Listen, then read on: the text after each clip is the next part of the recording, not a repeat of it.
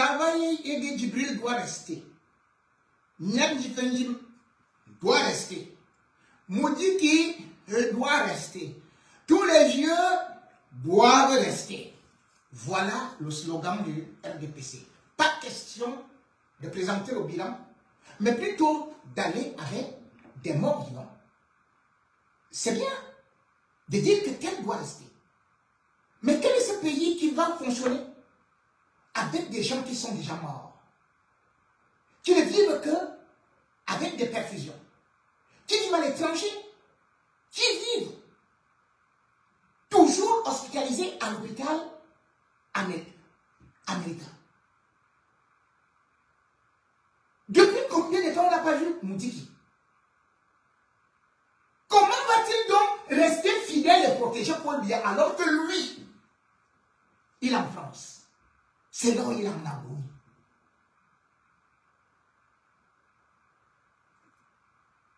Et puis il faut mettre, nous dit-on, les ministres en prison. Ah, la proposition est délicieuse. Sauf que tu dois mettre les ministres en prison. C'est bien Laurent Missou, le ministre de la Justice. Mais où est donc passé Laurent Missou, le ministre de la Justice, le fidèle des fidèles de Paul Biya? Depuis qu'il est arrivé à Paris, il ne connaît plus le chemin du retour au pays.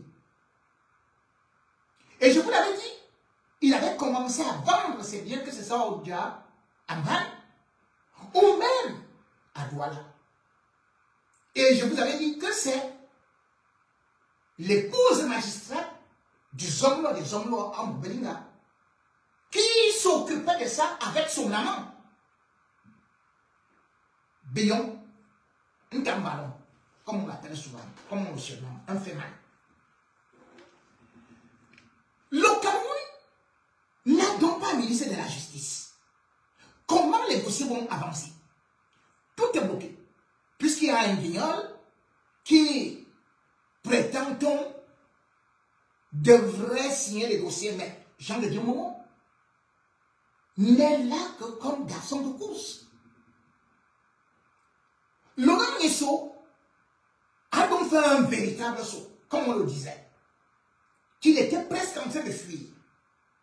Parce qu'on ne peut pas comprendre comment un ministre qui était arrivé depuis fort longtemps ne donne plus de ses nouvelles, alors que le pays a besoin de lui, alors que des échéances importantes sont en train d'arriver. Mais cependant, Laurent Missou étant loin, lui-même est en train de fuir le même régime. Vous vous souvenez très bien que c'est ce Laurent Missou-là qui avait justement voulu qu'on mette la main sur le secrétaire général ministre d'État, Ferdinand Ngongo. Mais ça a échoué. Et à partir de là, lui-même, il a vu comment il était affaibli.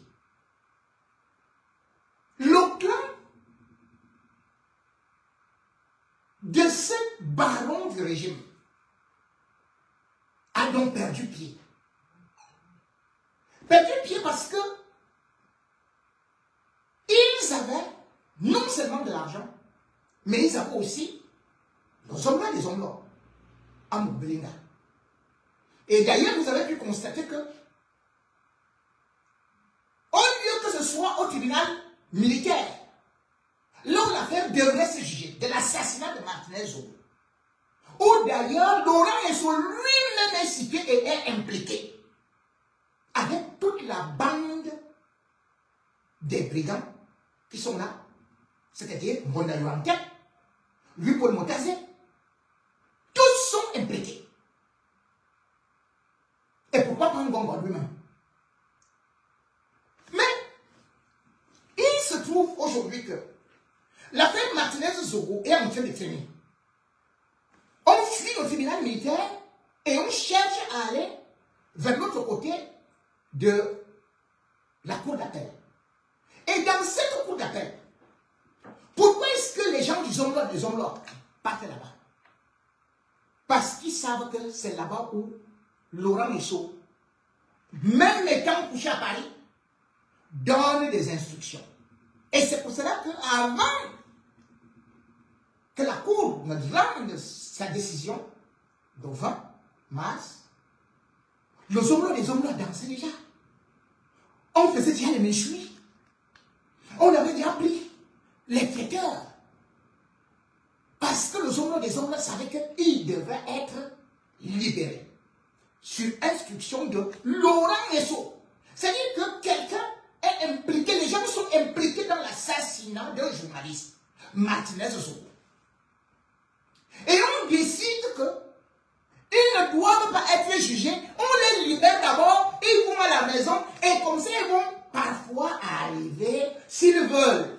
Comme ça ils viennent libres. Un est déjà dehors, qu'on appelle Bruno Bitton.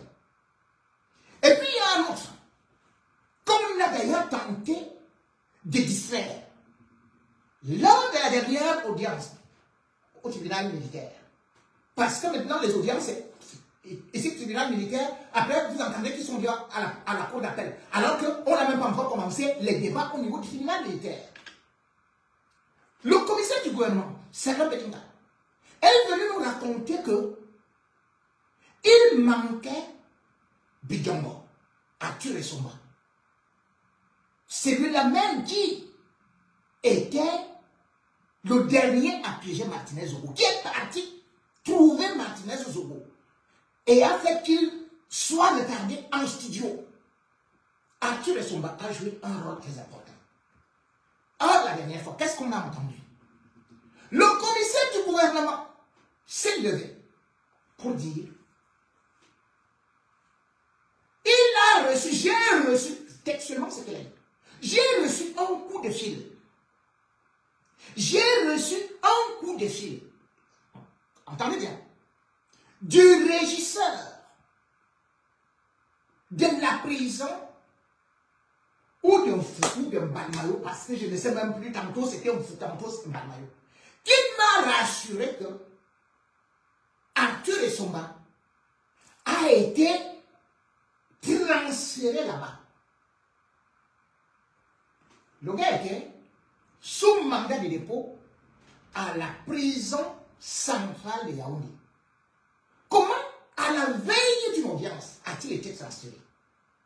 C'était donc déjà un complot, un plan bien ficelé pour nous libérer, parce que s'il s'enfuit, c'est un élément important du dossier. Mais parce que nous avons commencé à révéler et à relever cela, ils ont dû reculer. Et lors de la dernière audience, qu'est-ce qu'on a vu? Le même Arthur Essomba a eu à réapparaître. Il a pointé le doigt pour dire qu'il voulait prendre la parole. Le président de la collégialité du tribunal militaire, d'ailleurs, n'a pas voulu qu'il prenne la parole en disant tout le monde risque de prendre la parole après tout. Mais il a dit non, mais non, j'insiste. Et finalement, il révèle que il n'a jamais été transféré dans une prison ailleurs qu'au Komingi. Et il dit que il était en prison où il était malade et il sort des faux documents là, les mêmes documents qu'on cherche à faire aux hommes prochainement. On va dire qu'il est déjà malade et qu'il doit se soigner. C'est pour cela que c'est pour ça que Laurent Michaud a fait qu'une de ses nièces va arriver comme médecin là-bas, bientôt à la prison. Comment, devant les journalistes, devant toutes les parties, le commissaire du gouvernement nous a juré qu'il a eu le régisseur qui lui a dit que Arthur Essomba ne peut pas venir à la barre parce qu'il vient d'être transféré. Et Arthur Essomba vient nous dire qu'il n'a jamais été transféré ailleurs, qu'il n'a jamais été défait, qu'il est au même endroit. Vous voyez donc que voilà des gens qui parce qu'ils savent que la vérité finira par jaillir si jamais on laisse aller les débats qui cherchent à tout brouiller. Et le dernier plan qui était donc mis en jeu, c'était de libérer les hommes des hommes avec Eko le 20 mars ou à la cour d'appel. Laurent Esso a fait un maximum d'efforts de mettre ces gens en condition. Parce que la première fois qu'ils ont voulu chercher à libérer les hommes-là, ils sont passés par la cour d'appel, sauf qu'ils sont tombés chez le juge, devant le juge Schlick. Le juge Schlick est incorruptible. Donc, ils ont fait la habeas corpus pour qu'on libère les hommes-là et tout. Schlick a dit que non, vous ne pouvez pas être dans l'assassinat d'un journaliste et vous me demandez de vous libérer. Non, allez. Vous allez seulement être jugé. Allez là-bas, vous allez montrer que vous êtes innocent si vous l'êtes. Moi, je ne peux pas vous libérer comme ça là. Il a refusé de l'argent. Ce sont les mêmes gens qui maintenant sont repartis avec des sacs d'argent. Voir la collégialité de la cour d'appel. Alors que le dossier est au niveau du tribunal militaire. Et ils étaient tout contents. Parce qu'ils avaient déjà versé de l'argent. Et au-delà de ça, tout était coordonné. Puisque Laurent Esso a mis comme président de la cour d'appel Madame Goti Mokulu. Celle-là, c'est la chienne de Laurent Esso. Et on a donc dit, ils prennent les juges qui sont avec eux. La collégialité de la cour d'appel devient subitement deux juges. Deux juges, civils. Le juge civil dépend de l'équipe de Laurent Esso. Et un juge militaire.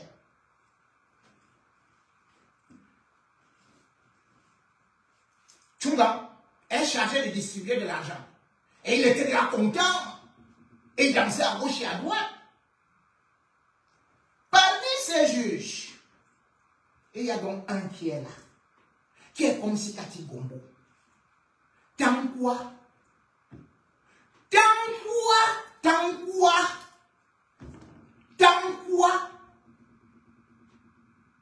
Je dis qu'il est comme Sikati Gombo. Même si vous découpez quelqu'un devant lui, vous dites que donnez-moi l'argent, moi vous partez.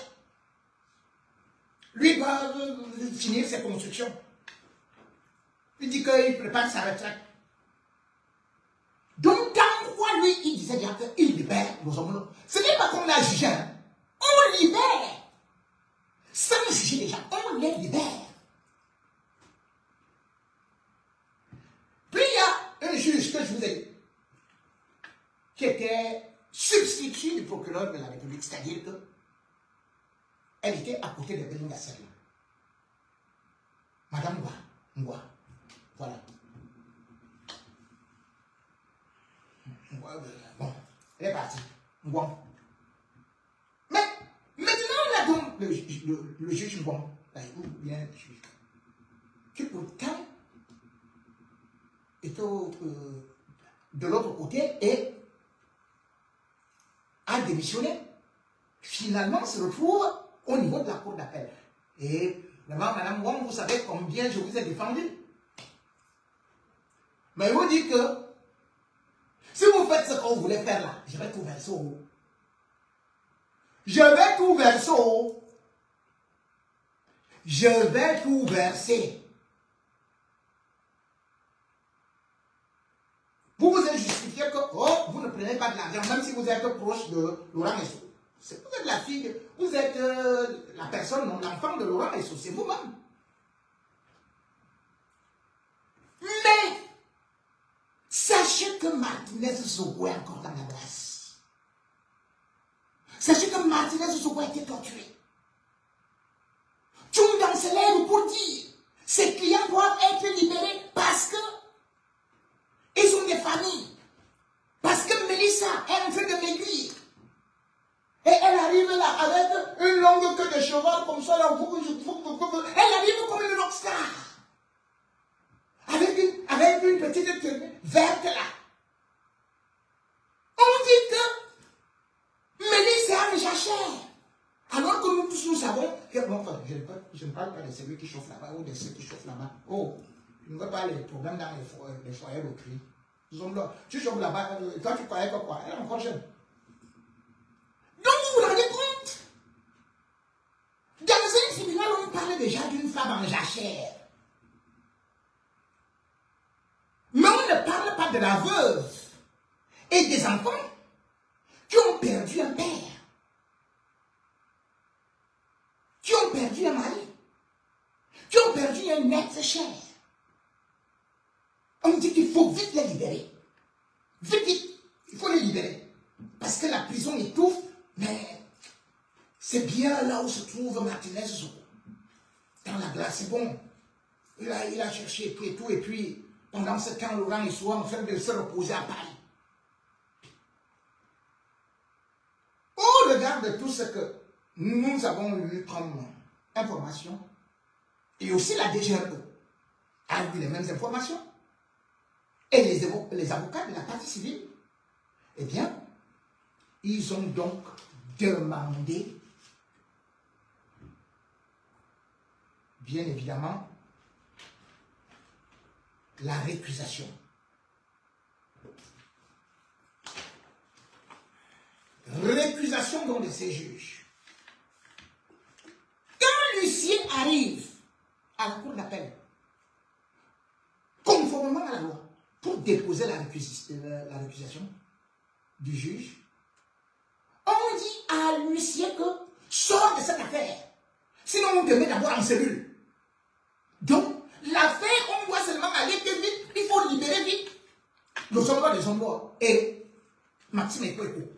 Que tout est bien prêt, hein? Et la réunion, elle est, oh, machin, et tout, il fallait faire ça avant, et tout. Quelqu'un a fait sa valise, il a dit machin, et tout. Il est en train de libérer la chambre à Konegi. Et vous venez maintenant, non, si tu viens encore te présenter ici, on te met d'abord en cellule. Lucien a fui. Vous voyez? On menace un huissier qui vient poser un acte. Alors les avocats, Maître Sira, que je félicite, Maître Esther Zelman, Maître Calvin Job, bravo pour le courage que vous avez eu pour retarder cette issue et surtout pour montrer au peuple camerounais que voilà des bandits. Que notre justice a le sang à l'œil.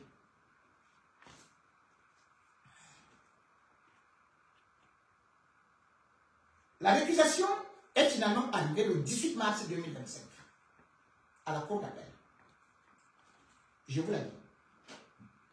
À Madame le Président de la cour d'appel du centre, ça c'est l'une des récusations, hein, parce que l'une des récusations, parce que il y en a deux. Je ne sais pas s'il y aura le temps de vous les lire toutes, mais je vous lis au moins une. Et si j'ai le temps, je vais vous lire l'autre.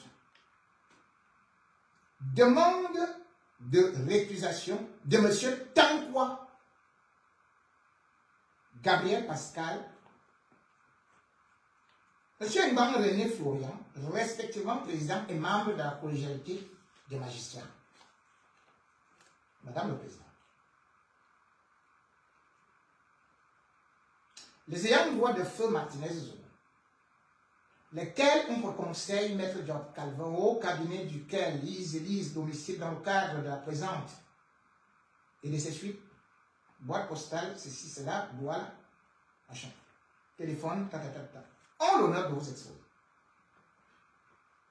Qu'ils ont été notifiés au 23 décembre 2024 de l'appel principal formé le 12 novembre par les conseils des mises en cause et ont relevé appel incident en date du 30 décembre 2024, lequel a été matérialisé par le procès verbal de notification de la réception de la requête d'appel incident en date du 30 décembre 2024 par le tribunal militaire de Yaoundé sous le numéro 12 865 GT Yaoundé CA contre le jugement avant dire droit numéro 316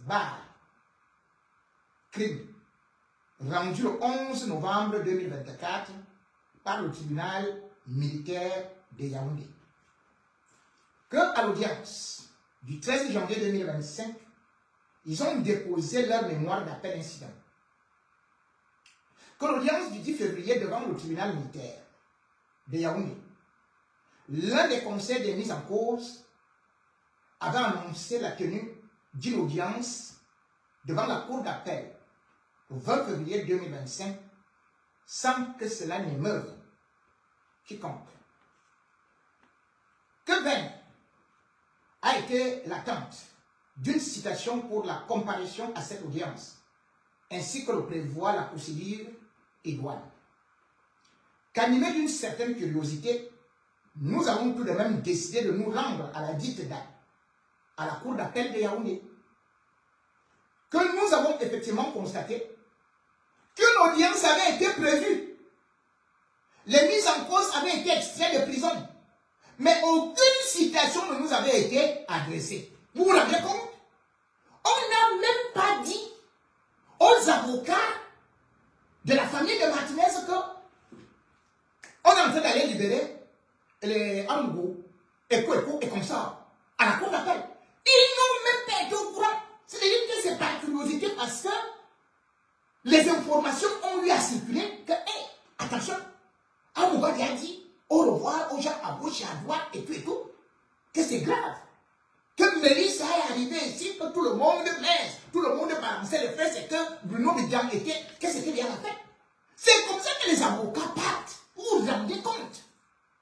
On fait extraire les mises en cause dans une histoire d'assassinat. Mais on ne dit pas à l'autre partie, à la partie civile. Voilà donc.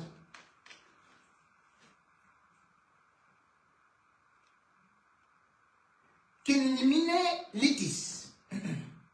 Nous avons soutenu dans cette démarche par le conseil de la DGRE en la personne de maître Assira Claude, solliciter de la collégialité la mise en état du dossier, notamment par la régularisation de la citation afin de nous permettre de mieux préparer la défense des intérêts de nos clients.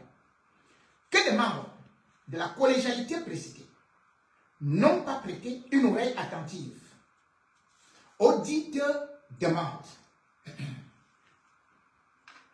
Qu'il ressort des dispositions de l'article 446 du Code de procédure pénale que, deux points, ouvrez les guillemets. Dès réception du dossier d'appel, le greffier en chef de la Cour le transmet au président de la Cour qui, après avis du procureur général, fixe la date d'audience. Qu'il ressort des dispositions de l'article 447 du Code précité que, deux points, ouvrez les guillemets, le président de la Cour fait communiquer au procureur général le dossier pour citation des parties et des témoins, que malgré les prescriptions des 10 articles, la citation des parties civiles ainsi que des autres parties n'a point été effectuée, que la réitération de la demande de renvoi conformément aux dispositions de l'article 53 du Code de procédure pénale n'a pas non plus fait l'objet d'une oreille attentive. Qu'il convient de rappeler que les dispositions du dit article 53 du Code de procédure pénale, deux points, ouvrez les guillemets, en cas d'inobservation des délais prescrits à l'article 52 ci-dessus, les règles suivantes sont applicables. Deux points. Petit b.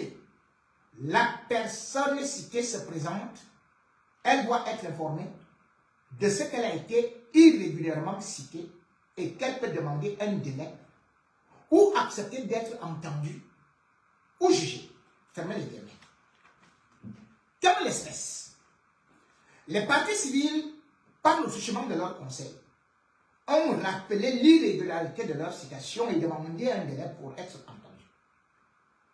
Que ce n'est pas faute pour les 10 conseils d'avoir répondu à la collégialité, la jurisprudence établie de la Cour des séances dans le cas d'espèce qui consiste à faire régulariser les citations des parties qui auraient été irrégulièrement faites. Que les membres de la collégialité ont poursuivi les débats, manifestant ainsi leur hostilité à l'égard des parties civiles et leur partialité dans les droits de la défense.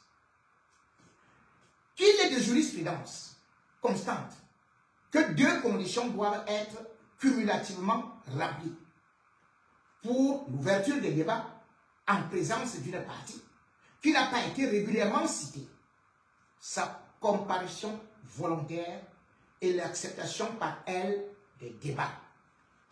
Que si une demande de renvoi est formulée au motif qu'une partie souhaite préparer sa défense, alors qu'elle n'a pas été initialement citée de manière régulière, la juridiction ne peut passer outre.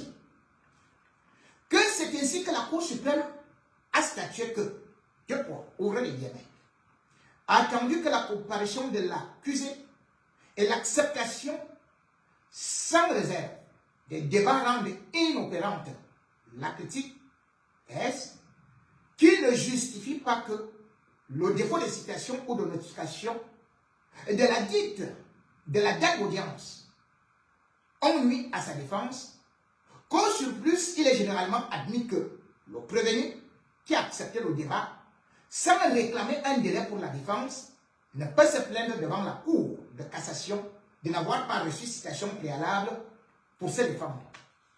Fermez les guillemets. CS, arrêt numéro 51-P du 7 décembre 1978, BACS numéro 40 P 594, 5944 plutôt. C'est compliqué à trouver.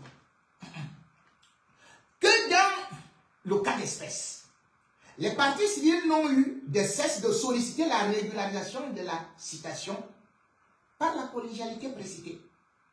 Qu'elles n'ont eu de cesse de solliciter le renvoi de cette affaire, au fin de mieux se préparer, notamment dans la lecture du dossier de procédure, qui est assez volumineux. Qu'en ignorant les dites demandes, la collégialité a porté atteinte manifeste aux droits de la défense et bafoué les faits dévolutifs de l'appel, en ce que les parties civiles n'ont pas été mis dans les conditions de faire valoir les irrégularités qu'elles entendaient soutenir. Qui ressort des dispositions de l'article 591 du Code de procédure pénale, 2 points, ouvrez les guillemets. Tout magistrat du siège peut être récusé pour l'une des causes ci-après. S'il y a eu entre lui-même ou son conjoint et l'une des parties toute manifestation d'amitié ou d'hostilité pouvant faire douter de son impartialité. Que dans le cas d'espèce, la collégialité, au bout de 8 heures de débat et de plaidoirie des avocats de certaines mises en cause, a estimé que le dossier devrait être mis en état, non pas pour régulièrement citer les parties, mais parce qu'une pièce dont se prévalaient les mises en cause était manquante dans le dossier de procédure, qui a là un parti pris manifeste dans les intérêts d'une des parties à l'audience. Que cette situation ne saurait être admise par la Cour des séances et permise par les parties civiles. Qu'il convient de récuser les membres précités de la collégialité au regard de ce qui précède. C'est pourquoi le requérant sollicite qu'il vous plaise, vu les faits spécifiés, vu les dispositions des articles 53, 446, 447 et 591 du Code de procédure pénale, bien vouloir constater qu'ayant rejeté la demande de renvoi des parties civiles non régulièrement citées, afin de leur permettre de mieux assurer la défense de leurs intérêts, et ayant privilégié les intérêts des mises en cause en accordant un renvoi pour la production d'une pièce venant appuyer leur demande, les membres précités de la collégialité ont fait montre d'une certaine partialité et d'une certaine inimitié envers les exposantes. De telle sorte de leur accusation s'impose pour la sérénité des débats à venir. Bien vouloir donner suite légale à la précédente demande. Voilà. Mesdames et messieurs, vous voyez donc ce que je vous disais avant, que le Bongo c'est plus.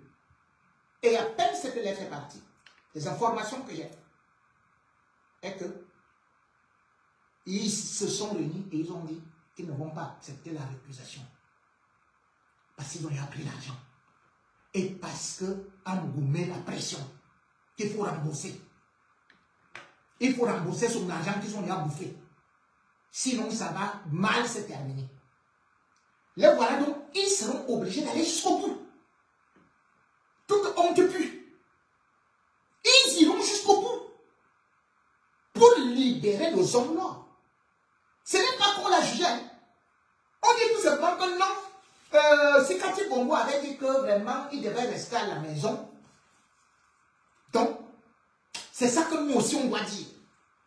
Que vraiment la demande de Sikati Bongo là, puisque vraiment c'est un responsable. Il a une chaîne de télévision. Donc il ne peut pas fuir sa chaîne de télévision. Il doit rester à la maison. Et Koueko, c'est un grand responsable de la DGRE. Même s'il ne travaille plus, il a beaucoup de femmes. Il ne peut pas laisser ses femmes et ses enfants. Donc, on va les laisser. En ce temps, ils sont repartis à Kondengui. Le Zonglo commence déjà à crier la nuit. Oh, c'est comment? C'est comme ça, c'est comment le Zonglo?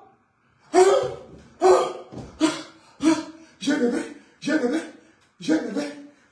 Le type de jour. Le type de jour, là, je ne sais même pas ce qu'il me cherche. Moi, je n'ai rien fait, j'avais seulement demandé qu'on doit le corriger. Pourquoi il vient maintenant me ramener toute la nuit et tout. Il faut me chercher le frère et l'autre. Il faut chercher le chien, il faut aller au village. Le Zonglo cherche maintenant à ce qu'on aille récupérer encore docteur Ntonet. Où on doit l'injecter au niveau de la tête. Où on va injecter la tête pour enlever les images de Martinez Zoko. On vous avait dit que Martinez Zoko va vous hanter. Que quand on va marcher, maintenant, Zonglo a dit que Martinez Zoko habite dans la cellule où il est. C'est dans la cellule là que dès que il nous permet d'aller comme ça.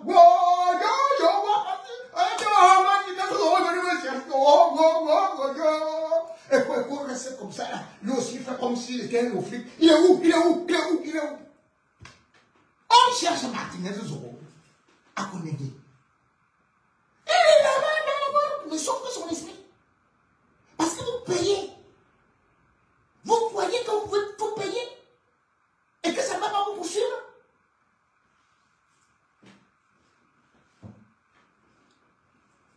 Vous avez pris. Tout le monde a pu vérifier.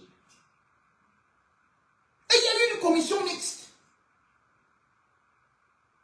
Vous-même, vous avez dit, on a démontré que Danou était avec vous.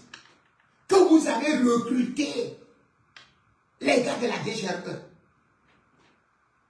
Et vous voulez rentrer à la maison. Zonglo, moi je te dis que c'est même dans ta chambre maintenant que comme Martinez t'attend. Tu vas le jour où on dit qu'on va te libérer là, tu vas sortir de ta chambre jusqu'à escalader. Tu vas escalader, toi-même tu vas escalader la barrière nue. Sans caleçon, on va te trouver jusqu'à la poste centrale. Tu vas courir que Martinez Zoko en train de poursuivre. Martinez Zoko, amusez-vous avec les gens là. Et Babida, au point de Babida là, c'est pas ce que les rigolos là faisaient. Que machin, ils viennent faire ceci et cela. Le sang de cet homme va vous traumatiser. Vous pouvez faire tout ce que vous voulez. Oui, maintenant vous dites que il faut vite sortir. Vous dites maintenant parce que il y a une nécessité, la patrie en danger, Paul Biya en danger, il faut venir faire la campagne pour Paul Biya. Vraiment, on ne peut pas, parce qu'il y a les terroristes partout. Et parce que Martinez Zoro est venu, vous ne savez pas ce qui s'est passé dans la chambre là. Même si on vous construit une maison sous la mer, Martinez que vous avez pris, tabassé, enfoncé les barres de fer par derrière, giflé, rasé, torturé, humilié, violé. Votre conscience, c'est elle qui est en train de vous jouer.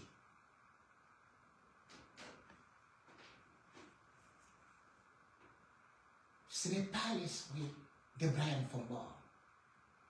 Ce n'est pas l'esprit de ceux-là que vous avez rapidement éliminé. Martinez faisait son travail. Comment un ministre de la Justice peut être mêlé toujours des crimes? Comment se peut-il qu'un ministre de la Justice ait pour ami un fémin? Les hommes des hommes. C'est ça, c'est de ça qu'il s'agit. Quand on parle des bandits à col blanc, vous avez tué Martinez parce que il vous dénonçait les bandits à col blanc. La ligne 94. La ligne 65.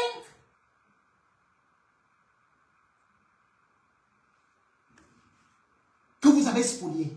Et vous prétendez aimer le pays. Mais c'est vous qui êtes des terroristes.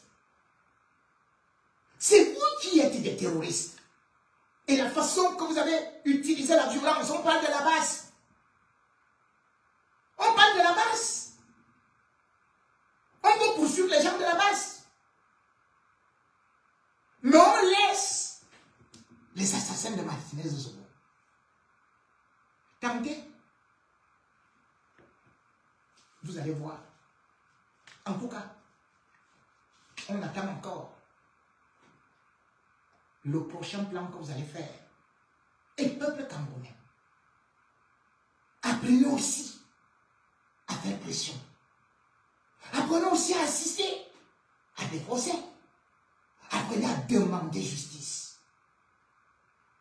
On ne peut pas se permettre dans notre pays de tuer les journalistes comme ils veulent. Les Ouazizi, personne ne se plaint. Les publics Mouta, personne ne se plaint.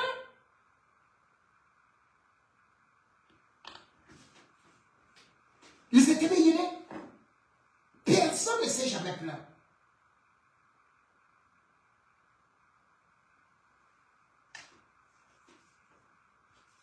En 2025, vous n'allez pas enterrer Martinez Zoro comme un petit gibier. Vous n'allez pas passer par certains de ses sœurs affamées pour aller rapidement récupérer le corps et s'en débarrasser. En tout cas, Tchunga, toi tu peux te laver les mains, toi tu peux te frotter les mains. Tu es en train de pointer. C'est tout. Nous sommes là. Ta prison est dans la tête. Martinez s'est installé dans ton cœur, dans tes yeux, dans ta cervelle. Et quand même tu vas chercher à monter sur Mélissa, tu vas voir comment est-ce que son visage va se transformer en celui de Martinez. Oh non, Martinez est venu, je suis de quoi bouger, allez, tu escalades encore. Qui doit encore escalader le mur? Donc ta part là, même si on te libère, il faut qu'on te mette les chaînes au pied. Parce que tous les jours tu vas escalader. Tu peux fuir Martinez, tu vas fuir Martinez.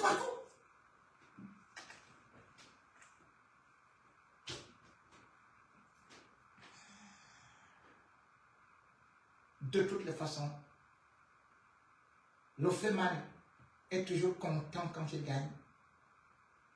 Mais à la fin, il perd toujours. Soit il est ruiné,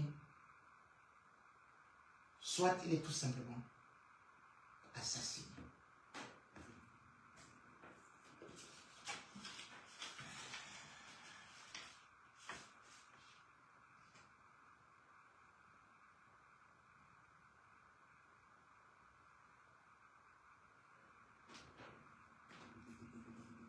Au Cameroun,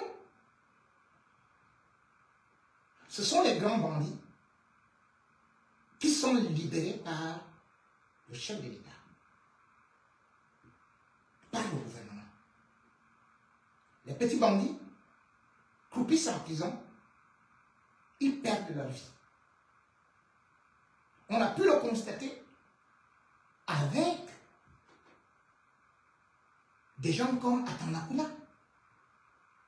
qui sont actuellement à Paris, qui jouent la vie. Mais Olamela, dont on dit qu'il aurait volé 60 millions, il est condamné.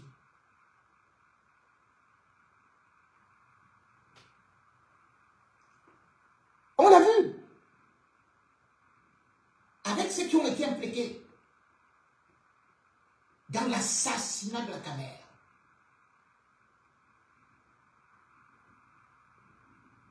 On a cité Inoni Efraim et même un ancien ministre des Finances, et puis Yves Michel Fosso. Le seul qui dans l'affaire était accusé de ou d'intelligence. Pas de détournement, hein. C'est-à-dire Marafa. C'est lui qui est en prison. Et Michel Fosso qui a été condamné 2 fois à vie. Il vit dans le monde entier et maintenant il a applaudi sur des chaînes de télévision. Voilà quelqu'un qui est parti de Yaoundé. On nous disait qu'il est mourant. On a dit qu'il allait au Maroc. Et il est parti avec les gendarmes à côté de lui. Dès que le théâtre est terminé, les gendarmes sont rentrés au pays. Et Michel a commencé à dormir dans les hôtels, à faire le défilé des femmes. Et il est parti en Italie, va aux États-Unis. Et d'ailleurs, a abandonné sa propre femme qui l'a aidé. Cécile, qui l'a aidé à sortir du pays, qui était là à côté de lui lorsque il souffrait à Konengi et qui d'ailleurs est parti l'épouser alors que il disait qu'il était mourant, qu'il était atteint du cancer à la phase terminale. Sauf que ce cancer-là, phase terminale, ça vient pour combien d'années? Mais ce qui me fait parler aujourd'hui, c'est que les Inoni Efraim, ils sont partis, tout comme Atanakuna, sans faire beaucoup de bruit. Mais Michel Fosso, lui, il est en train de narguer et de nous prouver qu'il n'y a pas de justice au pays. Quelqu'un ne peut pas être condamné 2 fois, 3 fois même. Et qu'est-ce qu'on fait? Non seulement on l'exfiltre, on paye les factures, mais surtout, son armée de nanas arrive à la télé pour narguer le peuple camerounais et dire que Yves Michel Fosso est le meilleur manager de tous les directeurs qui ont existé à la Camer. Vous vous rendez compte, un fugitif. Quelqu'un qui a été reconnu coupable. Pas d'1 milliard, pas de 2 milliards, pas de 5 milliards, mais 10 milliards de détournements de cette envergure-là. Une femme, c'est-à-dire que vous vous rendez compte. Elle dit qu'elle était hôtesse. Elle se fait payer parce qu'elle était l'amante. Elle reste l'amante de Yves Michel Fosso. Elle va dans une chaîne de télé au Cameroun vanter un fugitif, un détourneur de fonds publics. Et cette dame, Yolande Bodion, a donc fait une déclaration qui a fait que je sorte de mes gonds. Je n'aime pas m'en prendre aux femmes. Je vous ai toujours dit ça. Mais si une femme supporte les bandits, si une femme est dans le détournement de fonds publics, elle vient maintenant laver l'image de Yves Michel Fosso avec l'argent du peuple camerounais, alors qu'il devait être à Kondengui.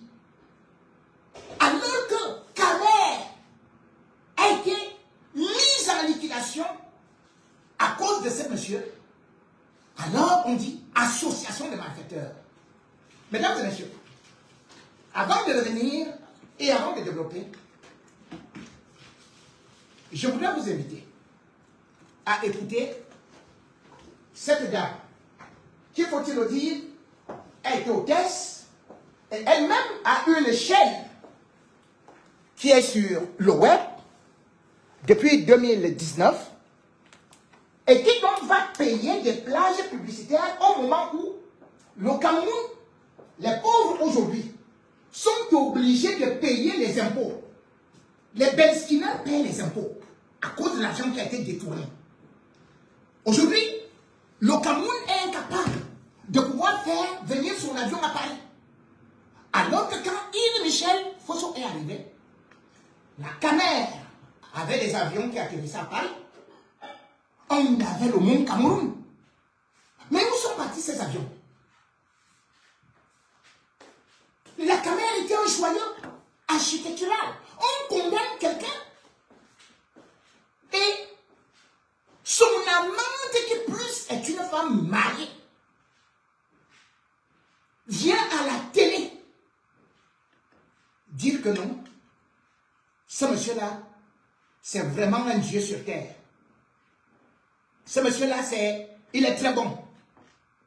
Vraiment, Yves Michel Fosso est l'homme le plus intelligent de la terre. Il est le meilleur directeur de tous les temps. Quand on fait ça,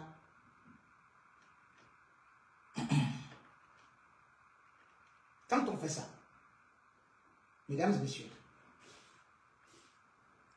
nous n'allons pas tolérer une république de la fémania et de l'impunité.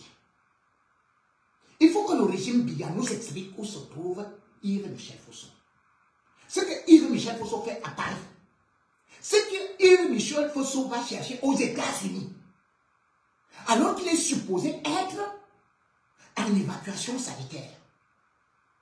Et puis comment est-ce que ce régime peut laisser qu'on aille laver l'honneur de quelqu'un qui a été condamné en appel? Il a déjà été condamné en appel.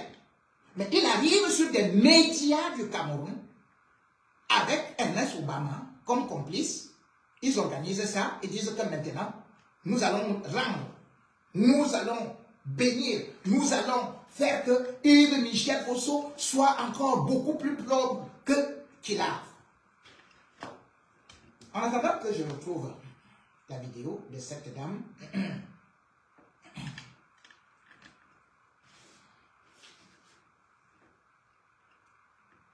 nous allons juste vous rappeler que Yves Michel Fosso a été nommé administrateur, directeur général de la Camer par Paul Biya en 2000. Mais si nous faisons le bilan aujourd'hui, peut-on vraiment dire qu'il a réussi? Non. Il a plutôt paumé la caméra et nous ne pouvons pas tolérer qu'on vienne raconter des balivernes pour détourner l'histoire. Le meilleur des meilleurs, Yves Michel Fosso, selon cette dame d'honneur. Ah, voilà. Alors, le meilleur pour moi reste Yves Michel Fosso. Attendez. Oui, parce que c'est pendant que Yves Michel Fosso est là, on marchait avec fierté en disant je suis hôtesse-de-l'air, je suis camerounaise quand on croisait les autres navigants. C'est avec lui que vous arrivez à Charles de Gaulle et que vous voyez trois avions verts ou jaunes alignés. C'est avec lui que les vols étaient pleins. C'est avec lui qu'on a gagné le transport des Miss Monde. Je ne sais pas si vous imaginez, les Miss Monde, oui. Les Miss Monde à l'époque, quand on connaît les exigences de cette organisation, c'est avec lui qu'on a transporté les casques bleus de l'ONU pour qu'on nous confie ce type de passagers. Il faut vraiment que vous remplissiez un certain nombre de choses. Alors, je vais vous raconter une anecdote. Lorsque le dia arrive, parce qu'il arrive, ça avait déjà été, je pense, la commande avait déjà été passée, tout ça, on va chercher le dia à Seattle. Donc, on part à 2 équipages, on est formé par Boeing et tout. Et le jour où on nous remet les clés de l'avion, le directeur de Boeing fait un discours et il dit ceci. Je remets les clés de l'avion à Mr. Yves Michel Fosso, just because it is him. C'est-à-dire parce que c'est lui, alors je remets les clés de l'avion. Alors, au début, je n'avais pas compris. C'est plus tard que je comprends en fait que ce monsieur, il y avait des moments où il y avait le no money, no fly, c'est-à-dire que on avait des équipages parfois dont on connaît les avions. Parfois, il n'y avait pas de carburant. C'est avec sa carte de crédit qu'il payait. Moi, je avec sa carte de crédit. Pourquoi? Avec sa carte de crédit. Quand il arriva à l'aéroport, sa priorité, c'était le passager. La personne qui a mis l'avion en retard, même si c'est... Coucou les centimiseurs, voilà c'est ma voix, on n'a pas piraté ma voix, ne vous inquiétez pas, c'est bien moi et j'ai choisi de vous faire ce voice ce soir. Je voudrais vous dire grandement merci pour votre soutien. Je voudrais en même temps vous dire que ne vous prenez pas la tête, nous n'avons pas l'habitude de nous prendre la tête. Ces images sont celles de mon mari qui ont été volées. Lorsque j'ai perdu ma maman, le téléphone a été volé et c'est mon mari et moi. Vous savez très bien qu'on a institué le vendredi free, c'est-à-dire qu'on parle de sexe sans tabou parce que justement il faut pimenter nos relations. Et mon mari et moi, on est très heureux. On partage justement tout ça. On fait ce qu'on veut quand on veut et tout. Et c'est ça qui solidifie notre couple. Et la seule chose que je déplore aujourd'hui, c'est simplement qu'on veut faire croire que c'est malheureusement ce ministre-là qui serait sur la photo. Non, c'est bien moi, mon mari est sommet B52 et moi, Yolande Bouton. C'est moi qui suis sur la photo et je ne regrette pas d'avoir fait une fellation à mon mari parce qu'on le fait tout le temps, on fait ce qu'on veut. Voilà, on se lâche dans notre couple. Maintenant, donc, ce que j'ai envie de dire, c'est que votre soutien, je vous dis merci, mais sachez qu'on a le moral, on tient le coup. Au contraire, aujourd'hui, ça va nous faire une publicité justement pour Sun TV qui est sur satellite et le satellite dérange dans tout le monde. Nous sommes très, j'ai envie de dire que on a envie de vous dire merci, merci, merci. Et sachez qu'il n'en est rien. Sun TV, Marabout, depuis 2012, depuis 2007 que je suis dans ce métier, je n'ai jamais reçu un financement de qui que ce soit. Mon mari a toujours été là pour moi et nous avons bâti ensemble ce que nous sommes en train de faire aujourd'hui et que vous regardez. Et comme vous pouvez le voir, nous n'avons jamais fait de mal à qui que ce soit parce que notre cœur est comme ça.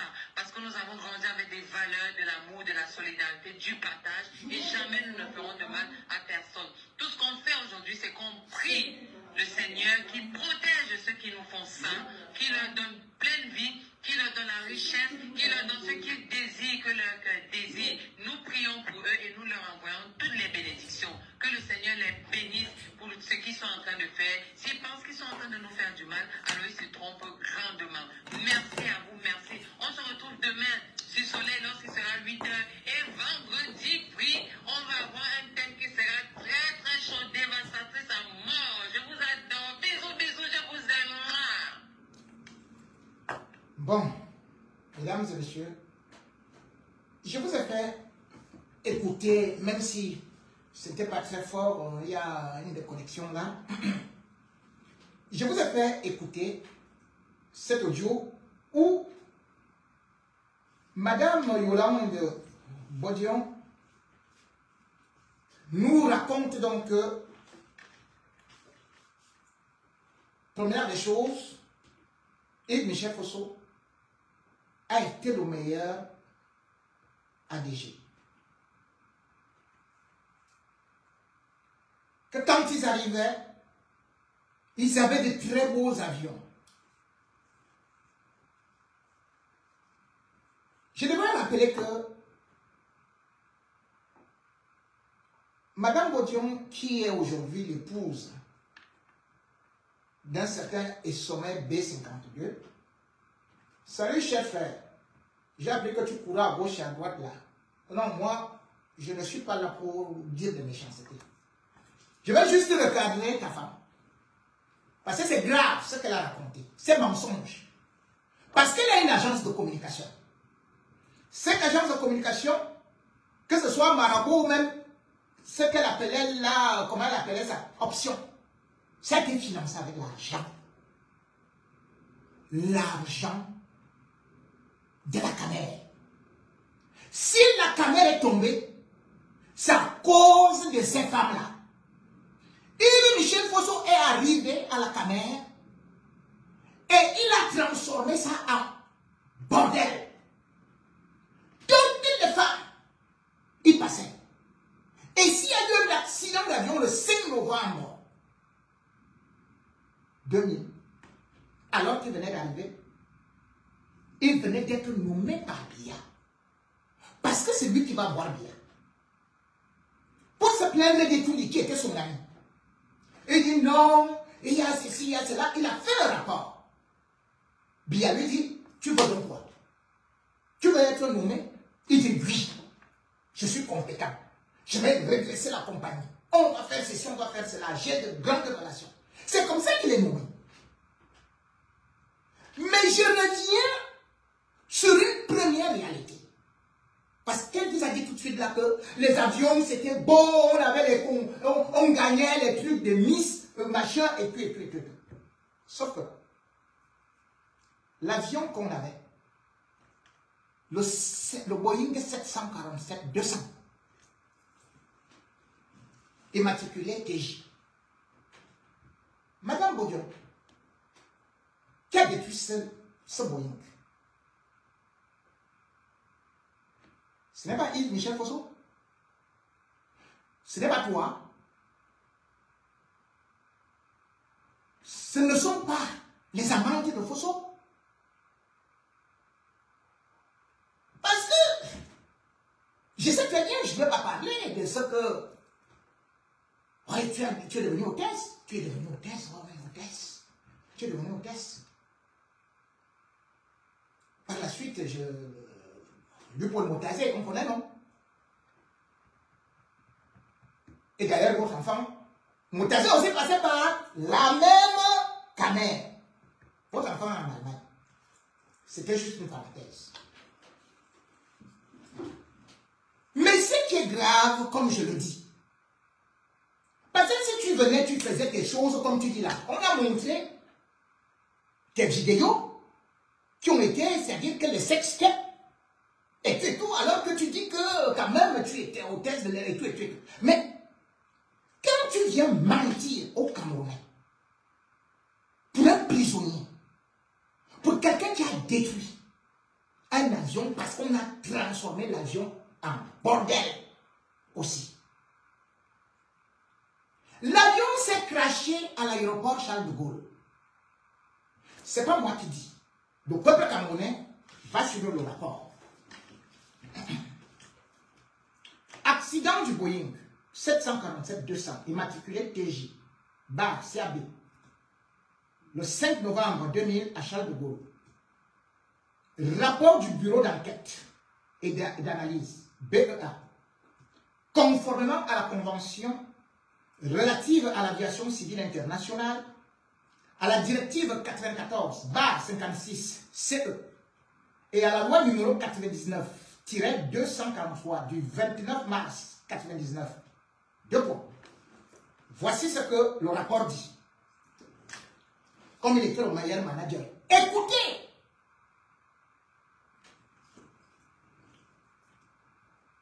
L'accident est dû à la surcharge et au manque de coordination. Les enquêteurs ayant noté une différence entre le nombre de personnes figurant dans les différents documents de bord de l'avion et celui transmis par l'exploitant après l'accident. La question a été posée au chef de cabine qui a confirmé qu'il n'avait pas été procédé de comptage des passagers avant le décollage. Première fois. Un grand manager. Vous vous rendez compte? Un avion doit décoller pour aller à Paris. Et on n'a pas compté le nombre de passagers. L'avion se retrouve donc, comme le père, en surcharge. Voilà l'excellent manager. On continue. Là où c'est plus important. Madame Podium, où étiez-vous ce jour avec vos copines? Voici ce que le rapport dit. De plus, la présence dans le poste de pilotage de 2 personnes extérieures a pu gêner celui-ci. Et le rapport poursuit. La présence de 2 femmes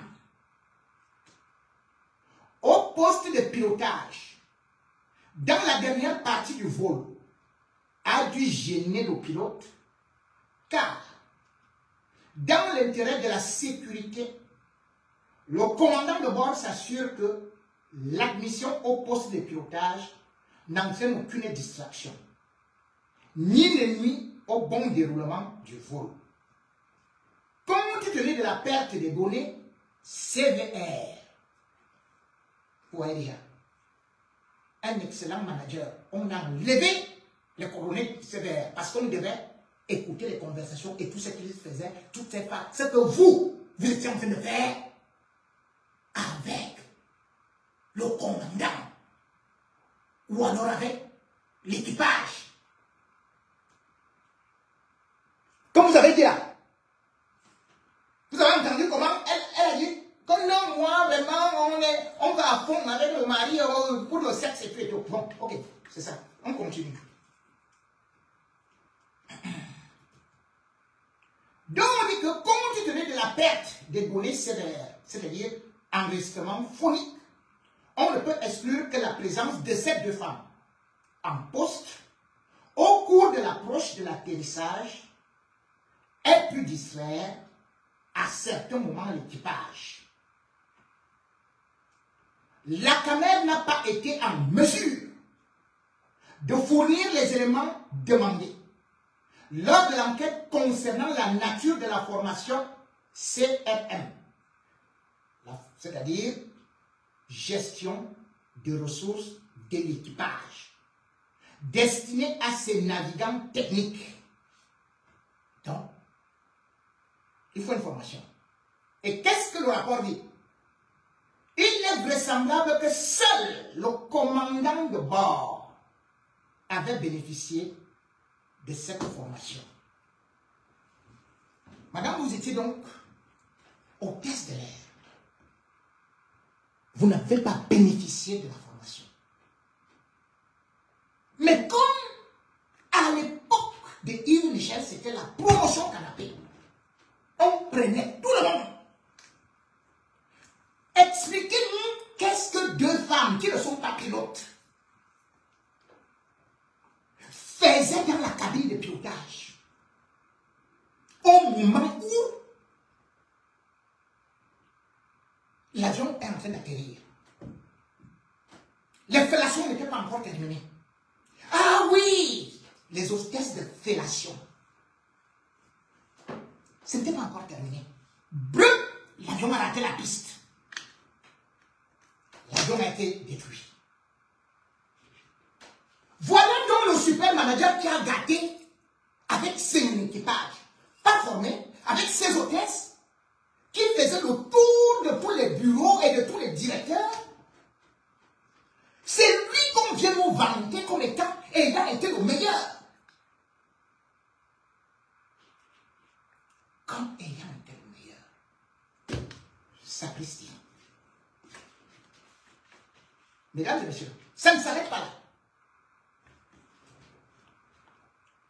L'avion aurait pu être réparé. Puisque Chanas Assurance est la compagnie qui s'occupait de l'assurance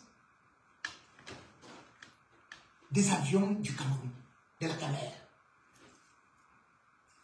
Malgré tout, Chanas Assurance décide de payer à l'État du Cameroun, tenez-vous tranquille, 31 milliards et demi. 31 milliards et demi.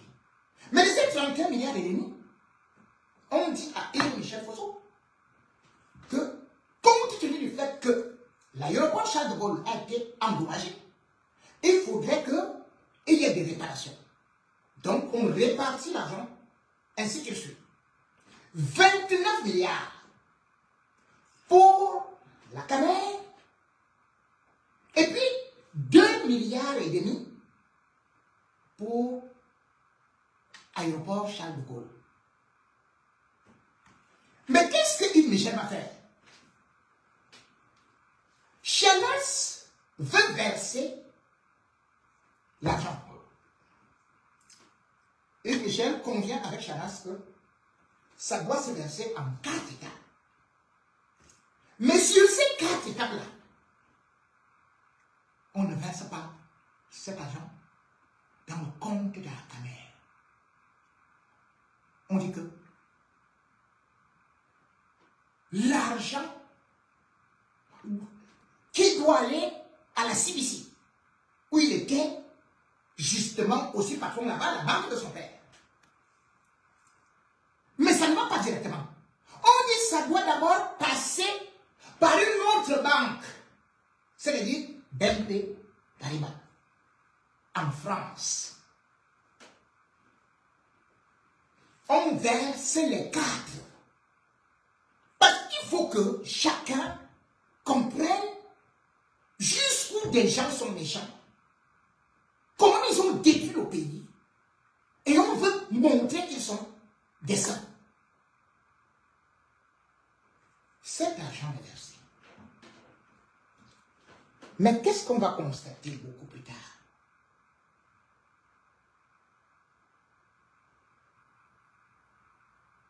On va se rendre compte que Yves Michel Fosso va demander plutôt, il va prendre de l'argent. Il va verser 4 milliards dans une société qu'on appelle F-Craft Incident Recovery. En abrégé, R.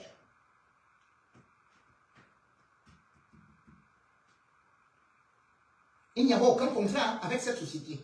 Mais il va dire plus tard, au tribunal spécial, que c'est la société-là qui avait aidé qu'on paye ceci et cela. C'est-à-dire qu'il n'est pas passé par le conseil d'administration. Il n'a rien demandé au gouvernement camerounais. Il paye comme ça à ses amis, où lui-même est agent économique. 4 milliards sont bons là-bas. Et puis, il va verser aussi 8,9 milliards à Bombardier, soit disant qu'il va acheter 2 avions CRJ. Il y a eu les avions CRJ 200 et CRJ 700. Ces avions n'ont jamais été achetés. Parce qu'on va dire plus tard que non, c'est à cause des événements du 11 septembre dont on devait l'abandonner. On continue à dépenser de l'argent. Donc, tout l'argent qui devait venir n'est pas entré. Il prend maintenant encore l'autre argent. Il va verser aux sociétés Rockwell, GIA, et Avipro Finance comme paiement d'avance et de dépôt pour la location d'avions. Mesdames et messieurs, sur 29 milliards versés à l'État du Cameroun, Yves Michel Fosso a fait disparaître 17 milliards et demi. 17 milliards et demi, c'est-à-dire qu'il va avec l'argent là-bas, il part avec ça là-bas, tout. C'est lui qui nous dit qu'il est le meilleur, qu'il a été le meilleur manager. Le meilleur manager. Alors, il doit créer sa société. Et il y avait 11 avions. Vous prenez une société, vous trouvez un avion qu'on appelle Mon Cameroun. Vous le détruisez. Vous ne le réparez pas. Alors qu'on vous a payé. Vous passez le temps plutôt à verser de l'argent à gauche et à droite. Et c'est comme ça que les bodions-là vont aussi créer des sociétés. Elle est à Cameroun, elle crée des sociétés. Et toutes les femmes qui sont aussi là-bas, elles créent des sociétés. Puis avec Yves Michel Fosso, mais toutes les femmes qui étaient dans cette... Ouais. Incroyable. Je vais vous trouver encore. Puisque c'est donc un très grand gestionnaire. Le dossier de l'achat des bombardiers s'élevait à 56,9 millions de dollars US, non américains.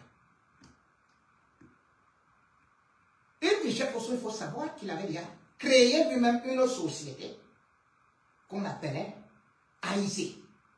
AIC, c'est-à-dire que Air Inter Cameroun, qui va se mettre à louer le Boeing 737 à la Camer.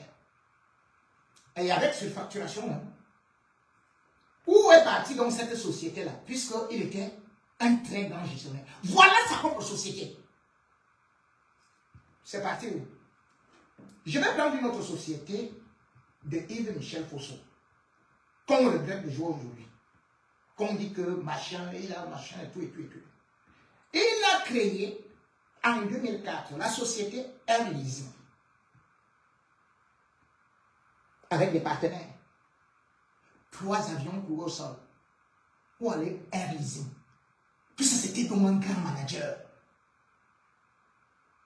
L'argent du contribuable camerounais a été mangé par ce monsieur qui, comme je dis bien que le bombardier CRJ 200, qui devait être acheté depuis décembre 2000, on a conçu le dossier à Aircraft Portfolio Management.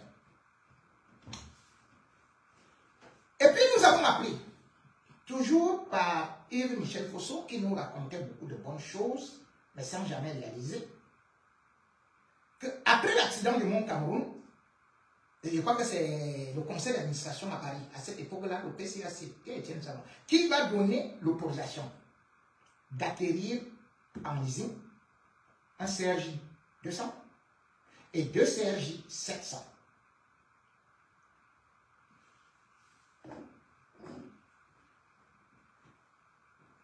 Alors, madame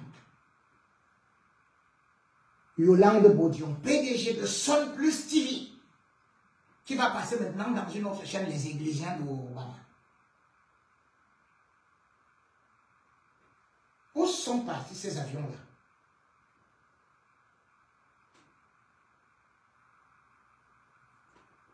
Nous sommes donc devant un escroc, un phénomène international. Il a fait son père, moi je ne parle plus de là-bas. Mais le 1er décembre 2010, on va l'arrêter. Il sera jugé parce qu'il y a l'affaire de l'Albatros. L'Albatros, c'est l'avion de Paul Biya, qui était un BBJ, ou BBJ, quelque chose comme ça, 2. C'est comme ça qu'on avait appelé ça Albatros. Là-bas, on va dire que Il a détourné. On va lui donner combien? Je crois que c'était 25 ans de prison. Ça, c'était le 22 septembre 2012. Et puis le 29 avril 2016, condamnation à vie. Là encore, ce n'est pas 1 milliard, ce n'est pas 2 milliards, ce n'est pas 3 milliards, on est au-dessus de 10 milliards.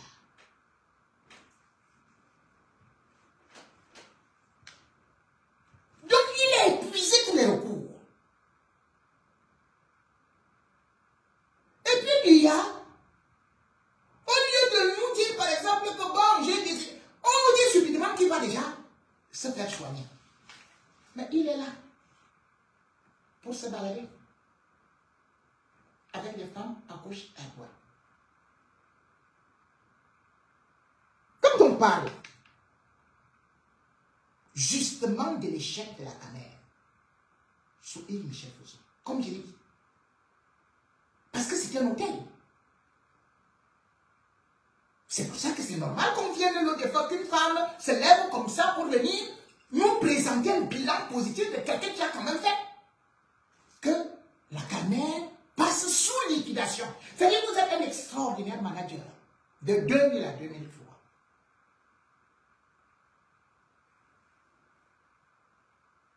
Mais, après vous, on dit non, non, il n'y a rien dans les faits, c'est liquidation.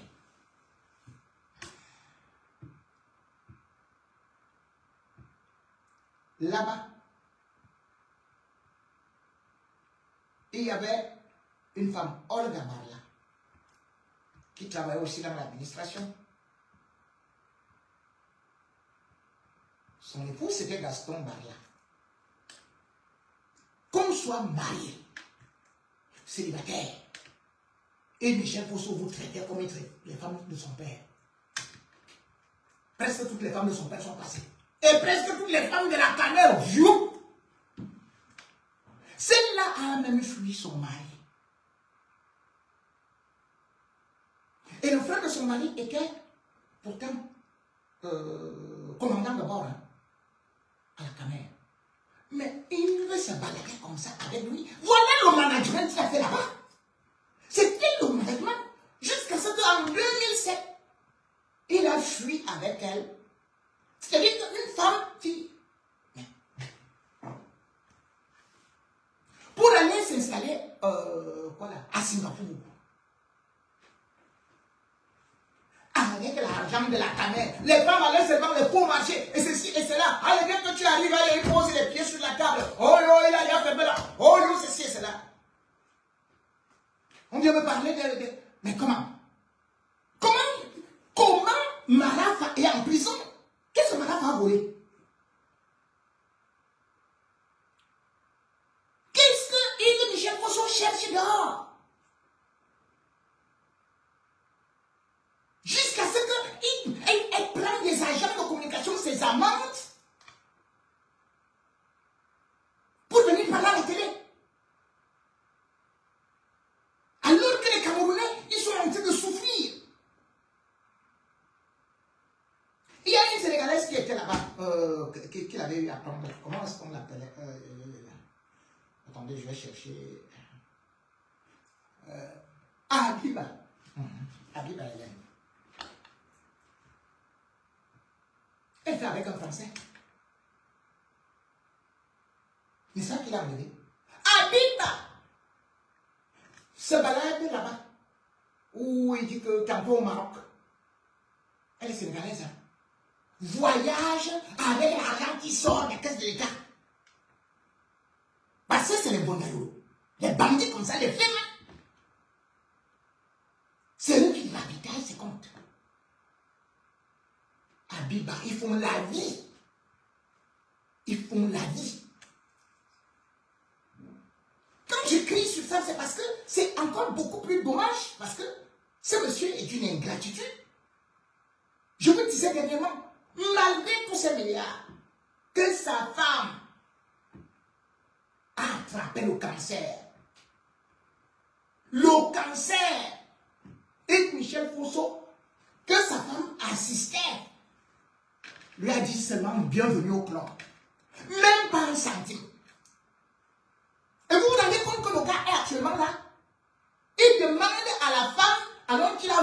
la maison de cette femme-là au Cameroun. Il demande maintenant à la femme de lui payer une ration alimentaire, une pension alimentaire. Pension alimentaire de 1500 €, c'est-à-dire qu'à peu près 1 million. Il se balade avec les machins et tout là. Et il préfère prendre de l'argent pour envoyer à ses anciennes amantes pour aller dire qu'il est beau, il est le plus mignon, il est le plus intelligent. C'est grâce à lui que la Camer a décollé, alors que tous les avions de la Camer étaient pour au sol. Tout est complètement au sol. Vous vous rendez compte, un média a 1 heure de grande écoute. Obama là, il disait oui. Au lieu de lui demander quand même. Et de Michel rentre quand? Est-ce que c'est une libération totale? Non. Il a même pris, comme je disais, la Olga là, une femme mariée, Sawa. Il part avec. Après, il a chassé la femme. La femme est revenue pleurer devant son mari. Ce sont les Sawa qui se sont assis pour dire que, ouais, monsieur, vraiment, même comme il a fait comme ça, la récupère tout simplement et tout et tout. Non. Yo, tu ne devrais pas. Tu es une petite soeur, tu ne devrais pas encourager des gens comme ça. Parce qu'il n'a jamais respecté une femme. Et parce qu'il vous prend comme des jouets. Débrouille-toi de ce que tu as eu. Mais laisse-nous. Ne dis pas nous mettre des choses que, oh, Miss France. Miss France, alors que toutes les Miss qui là, c'est...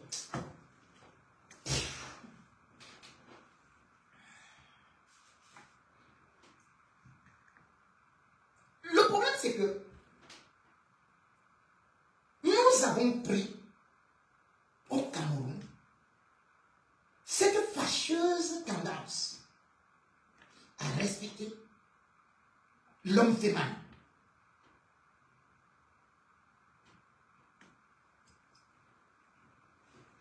Une Niger, c'est un féminin. Quelqu'un qui a fait son propre père. Les entreprises de son père sont allées jusqu'où? Son père pleurait. Jusqu'à ce qu'il a fallu qu'il passe par Belling et Boutou pour essayer de récupérer quelques petites choses là. Le voilà avec l'argent du Cameroun. Avec l'association des malfaiteurs, les Monayolo. Il est en train de créer les sociétés à gauche et à droite. Il va prendre une petite femme au Maroc. Mais c'est pas possible. Et son mec, c'est dans le... Tu es mon ami, tu es un petit frère. Moi, je ne parle pas de machin, tout. Hein. Tu as vu que je ne parle pas de ça? Parce que tu dois gérer ça avec les... Je ne connais pas celui que tu as dit là. Parce que tu es parti voir le commissaire qui est là au 2e arrondissement. Tu sais que tout ça ne sert à rien. Pour dire que c'est l'ami des tout qui m'a donné ceci et cela. Il ne parle même pas avec moi. Mais tout ce que tu dis, moi, je suis au courant. Hein. On l'a vu. Ton épouse est en train de faire machin et tout.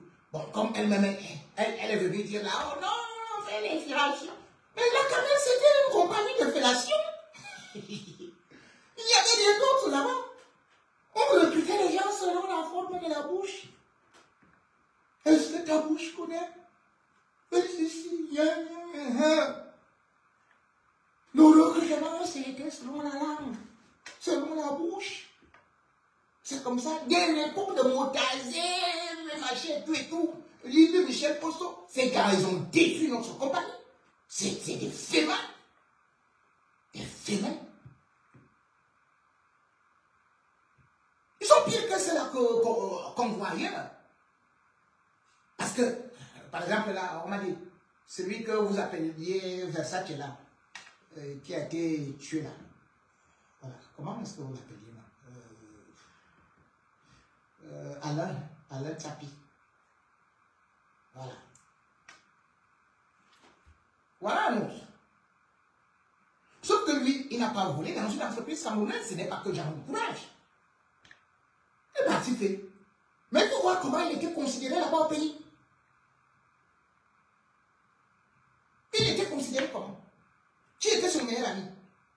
c'était Bonivan.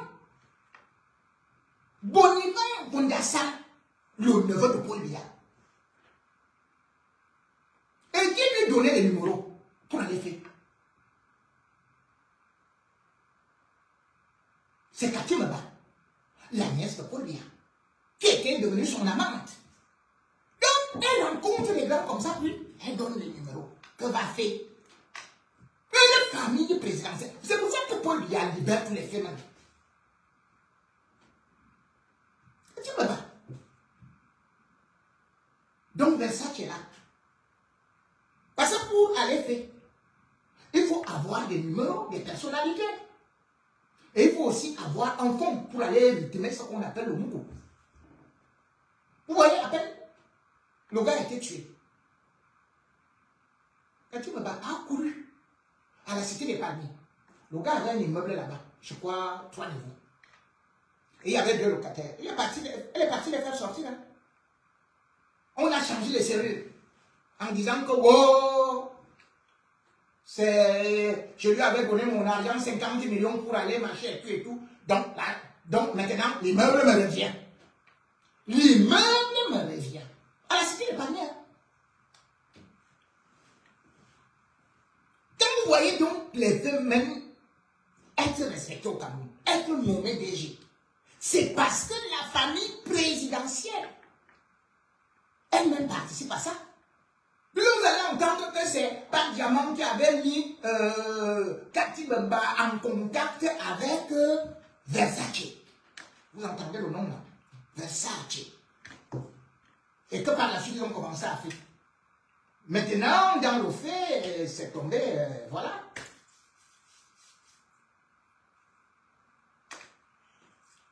Il est mort. Et elle a envie de récupérer tout. Sans passer, c'est-à-dire qu'elle a pris le gros bras au quartier. C'est la nièce de Paul Biya. C'est la nièce de Paul Biya.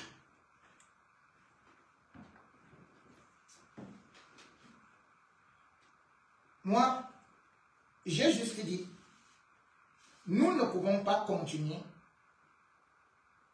avec un pays où il y a les injustices et un pays où les grands bandits se retrouvent en toute liberté. C'est pas possible. Parce que tout ce que je vois ici, si je décortique tout ce que Yves Michel Poso doit au Cameroun et a fait contre l'État du Cameroun, et qu'on me dise que quelqu'un qui est condamné, est-ce que vous avez déjà vu ça? Dans un pays, quelqu'un est condamné à vie et on va faire sa publicité.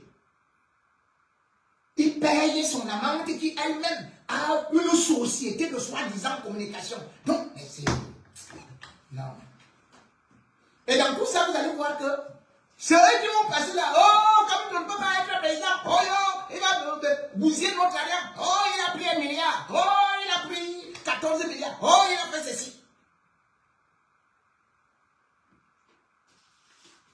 Alors que nous sommes dirigés par des brigands.